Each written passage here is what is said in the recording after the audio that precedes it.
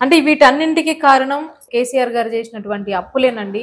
ఇప్పుడు తెలంగాణ దివాలా తీసే పరిస్థితికి వచ్చింది. ఆయన లంక బిందెలను తీసుకుపోయి ఫామ్ హౌస్ లో పెట్టుకున్నాడు.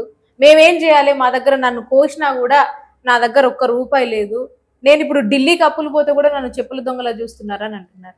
దొంగ లెక్కనే చూస్తారండి. నేను దొంగే కదా, ఇదివరకు దొంగ పేరు మీదనే పోయింది కదా జైలుకి. ఇదివరకు ఒక ఎమ్మెల్యేను కొనే ప్రయత్నంలోనే కదా ఈయన తప్పుడు పని చేస్తేనే కదా జైలుకి వెళ్ళింది. ఒక పెయింటర్గా ఉన్న వ్యక్తి సీఎం స్థాయికి ఎట్లా ఎదిగిండు? నన్ను ఇందాక అడిగారు మీరు, కంపెనీలో పనిచేసే వ్యక్తి మీరు కంపెనీలో భాగస్వాములు అయినట్టు అని అడిగిండ్రు. ఒక పెయింటర్గా పనిచేసిన వ్యక్తి ముఖ్యమంత్రి ఎట్లయిండని అడుగుతా ఉన్నాను. ఎన్ని దొమ్మిలు చేస్తే ముఖ్యమంత్రి అయిండు?